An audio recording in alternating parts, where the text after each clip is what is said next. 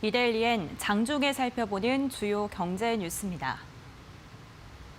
첫 소식입니다. 코로나19 확산으로 국내 주식시장에서 대거 이탈한 외국인 투자금이 안전자산인 채권으로 몰리고 있습니다. 금융감독원에 따르면 외국인이 보유한 전체 상장 채권의 잔고는 24일 기준 129조 7천억 원을 기록해 작년 말 대비 6조 원가량 증가했습니다. 특히 국내에서 처음 코로나19 확진자가 발생한 지난달 20일 이후 현재까지 외국인 상장 채권 잔고는 4조 7천억 원가량 증가해 확연한 증가세를 보였습니다. 반면 유가증권 시장에서는 외국인이 올해 초부터 이달 25일까지 1조 1천억 원어치를 순매도했으며 확진자 수가 급증한 이후인 24일과 25일 매일 7천억 원이 넘는 금액을 순매도했습니다. 코로나19 확산으로 불확실성이 커지면서 위험 자산인 주식보다 안전 자산인 채권을 선호하는 심리가 강해진 결과로 풀이됩니다. 셀트리온이 자체 개발한 자가 면역 질환 치료제를 국내에서 판매할 수 있게 됐습니다. 셀트리온은 자체 개발한 항체 바이오 의약품 램시마 SC가 식품의약품안전처로부터 국내 판매 허가를 받았다고 밝혔습니다. 램시마 SC는 기존 바이오시밀러 램시마를 정맥 주사에서 피하 주사로 제형을 변경한 제품입니다. 식약처로부터 허가받은 적응증은 류머티즘성 관절염으로 셀트리온은 염증성 장 질환에 대해서도 추가로 적응증을 받는다는 계획입니다. 국내에서도 자가 면역 질환 치료제 시장에서 강력한 포트폴리오를 갖추게 됐다고 회사 측은 평가했습니다. 삼성전자의 연구개발 투자가 지난해 사상 처음으로 20조 원을 돌파했습니다. 삼성전자가 최근 공시한 연결 감사 보고서에 따르면 지난해 연구개발 총 지출액은 20조 1,929억 원으로 2018년보다 8.3% 늘어난 것으로 나타났습니다. 매출액 대비 연구개발비 비중도 지난해 8.8%로 2018년보다 1%포인트 이상 상승했습니다. 지난해 매출은 전년 대비 5%, 영업이익은 절반 넘게 감소했지만 연구개발비는 오히려 증가한 모습입니다. 반도체 업황 악화에 따른 실적 부진에도 시스템 반도체와 퀀텀닷 디스플레이 등 차세대 먹거리 투자를 지속적으로 확대했기 때문으로 분석됩니다.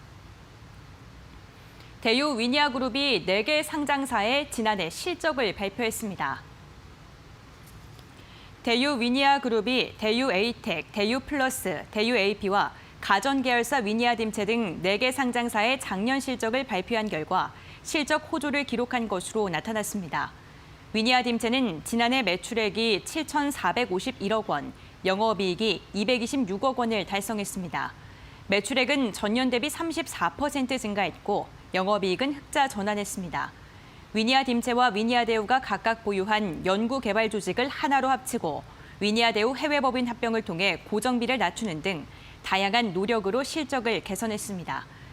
자동차 시트 기업인 대유 에이텍은 영업이익이 387% 급증한 326억 원으로 나타났습니다.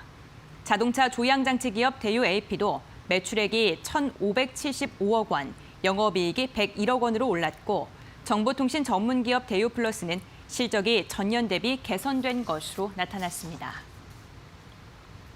정의선 현대차그룹 수석 부회장이 현대제철 사내 이사직을 공식 사임한 것으로 오늘 확인됐습니다. 현대제철은 어제 주주들에게 보낸 주주총회 소집 공고에 서명진 현대제철 부사장을 사내 이사로 선임한다는 안건을 포함했다고 밝혔습니다. 정 수석 부회장이 물러나겠다는 뜻을 밝히면서 후임자를 선임하기 위한 조치입니다. 정 수석 부회장은 그룹 내에서 현대차, 기아차, 현대모비스 사내 이사직만 유지하게 됐습니다. 회사 관계자는 현대제철은 전문 경영인 중심으로 운영하고 정 수석 부회장은 자동차 사업에 더욱 힘을 쏟기 위한 것으로 보인다고 설명했습니다. 이어서 이 시각 간추린 뉴스입니다. 삼성 엔지니어링은 최성한 사장이 회사 주식 3만 주를 매입했다고 공시했습니다. 책임 경영을 통한 주주 가치 제고 차원이라고 설명했습니다. 한국예탁결제원에 따르면 현재 대차 거래 잔고 금액은 58조 2천억 원으로 21개월 만에 최고를 기록했습니다.